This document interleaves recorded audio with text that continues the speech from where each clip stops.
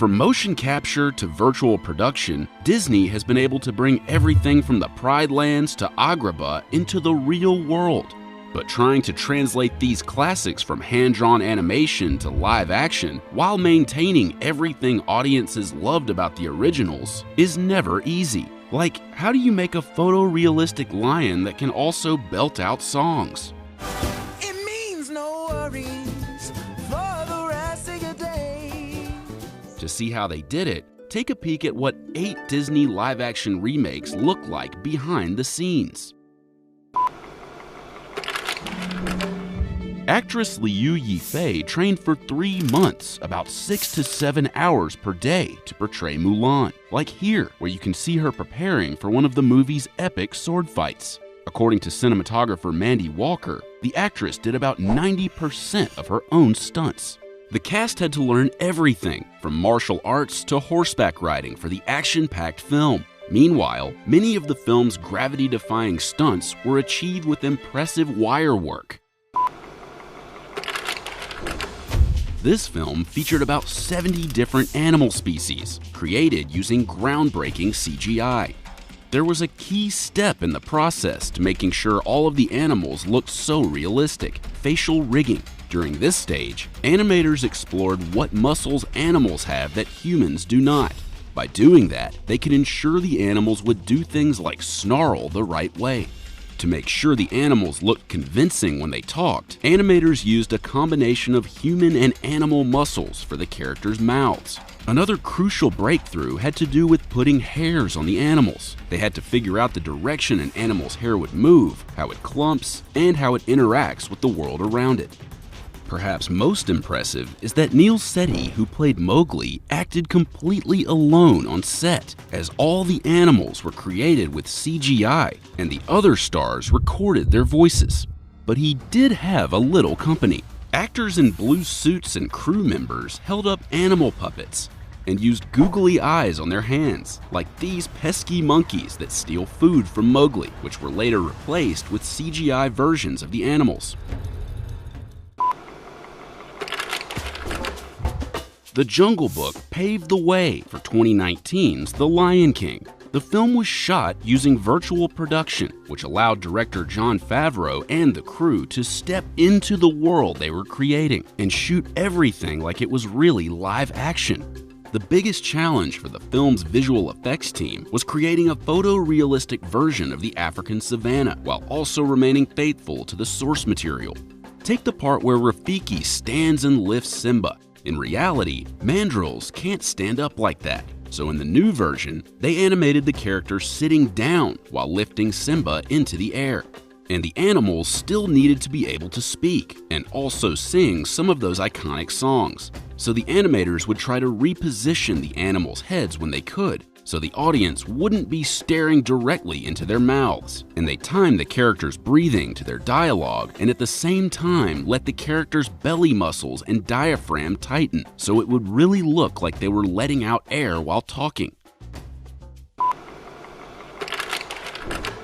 Many CGI dogs were created for this live-action remake. However, the 2 main stars were real. A mutt named Monty played Tramp, while a Cocker Spaniel named Rose played Lady. Perhaps nothing was more challenging than filming the most iconic scene from the 1955 original, when the 2 dogs share a plate of spaghetti and meatballs. This scene took 3 days to film, and while shooting it, the noodles kept breaking. So instead of using actual noodles, they used undyed licorice soaked in chicken broth. This ensured that the noodle was strong enough for the take, and also that the dogs had something quite tasty to eat. The moment where the 2 dogs' snouts touched, though, that was CGI. The elephants were created with masterful visual effects work by MPC Film. However, the actors still needed something on set to sell the scenes. So an actor and a stunt double in green suits stood in for Baby Dumbo. But first, they had to learn to move like a baby elephant, which included walking around on all 4s using these stilts. No easy feat on long shoot days.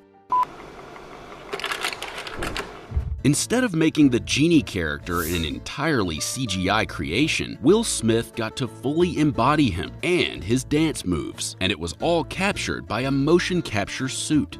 While Aladdin initially received criticism for how the genie looked in his blue form, the movie ended up having him in human form whenever it could. And to get a sense of some of the film's impressive stunts, just look at the one jump ahead sequence. While most movies are shot at 24 frames per second, some parts of this sequence were shot at a slow motion 36 frames per second, while others were shot at an incredibly fast 18 frames per second. According to director Guy Ritchie, actor Mina Massoud had to make sure he was singing completely in sync, so at some parts he had to sing really fast and other parts really slow.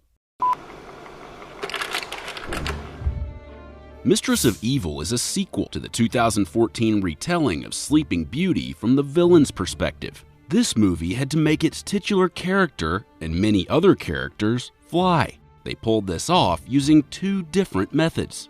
The first was using wires, a more traditional, practical method for lifting up characters in the air. The second way was lifting actress Angelina Jolie and the other flying characters up with these two-pronged forks. The forks are operated by these extras in blue suits that you see back here, who would later be turned into CGI backdrops.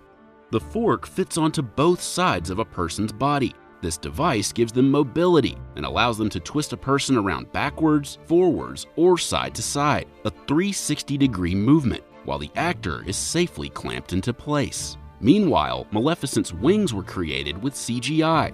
While on set, Jolie wore these on her back, which would later be replaced with wings. The visual effects team was tasked with making convincing wings and also making sure those wings moved in sync with the performer's body movements. To fully embody the role of Beast, actor Dan Stevens wore a motion capture suit on stilts. The stilts ensured that the actor was the Beast's appropriate height on set, so the actors would be looking at the right spot. However, they didn't just have the characters standing in front of green screens. They actually built many of these sets in England, and they are impressive. Take the ballroom, which was made with 12,000 square feet of faux marble. And they paid special attention to the costumes. Belle's dress was decorated with about 2,160 Swarovski crystals, and according to actress Emma Watson, the costume designers created it so it looked like it was floating as Belle and Beast danced. What are some of your favorite Disney live-action remakes, and which ones are you most looking forward to? Let us know in the comments.